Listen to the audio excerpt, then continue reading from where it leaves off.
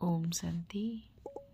आज 13/12/2024 प्रातः मुरली ओम शांति बाप दादा मधुबन। आज महावाक्य बाबा कहले मिठे बच्चे निजर लक्ष्य एवं लक्ष्यदाता बाबा को मने पकाओ तेबे दैवी गुण आसीजिव। काहाकू दुख देवा निंदा करवा एसबु आसुरी लक्षण अटे। प्रश्न बाबांकर तुम संतान मानक प्रति निबिड़ स्नेह रही तार प्रतीक कौन? उत्तर बाबांक ठारू ଯେଉଁ ସବୁ ମିଠା ମିଠା ଶିକ୍ଷା ମିଳୁଛି ଏହି ଶିକ୍ଷା ଦେବା ହିଁ ତାଙ୍କର ନିବିଡ଼ ସ୍ନେହର ପ୍ରତୀକ ଅଟେ। ବାବାଙ୍କର ପ୍ରଥମ ଶିକ୍ଷା ହେଉଛି ମଧୁର ସନ୍ତାନଗଣ ଶ୍ରୀମତ୍ ବିରୁଦ୍ଧ କୌଣସି ଓଲଟା ସୋଲଟା କାମ କର ନାହିଁ।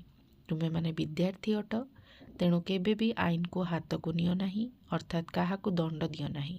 ତୁମେ ନିଜ ମୁଖରୁ ସର୍ବଦା ରତ୍ନ ବାହାର କର, ପଥର ନୁହେଁ।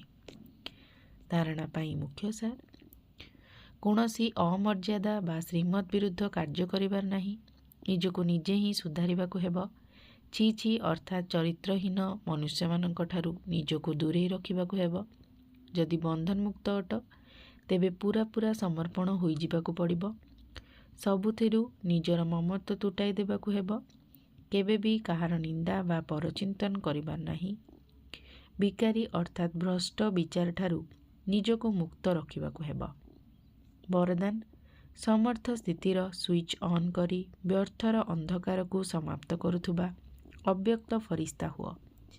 ଯେପରି ସ୍ଥୂଳ ଲାଇଟ୍ର ସୁଇଚ୍ ଅନ୍ କରିବା ମାତ୍ରେ ଅନ୍ଧକାର ସମାପ୍ତ ହୋଇଯାଉଛି, ସେହିପରି ଯଦି ସମର୍ଥ ସ୍ଥିତିର ସୁଇଚ୍କୁ ଅନ୍ କରିଦେବ ତେବେ ବ୍ୟର୍ଥ ରୂପୀ ଅନ୍ଧକାର ସମାପ୍ତ ହୋଇଯିବ, ଯାହାଦ୍ୱାରା ଗୋଟିଏ ଗୋଟିଏ ବ୍ୟର୍ଥ ସଂକଳ୍ପକୁ ସମାପ୍ତ କରିବାର ମେହନତରୁ ମୁକ୍ତ ହୋଇଯିବ ଏବଂ ସ୍ଥିତି ସମର୍ଥ ହେବା ଦ୍ୱାରା ମହାଦାନୀ ବରଦାନୀ ମଧ୍ୟ ହୋଇଯିବ।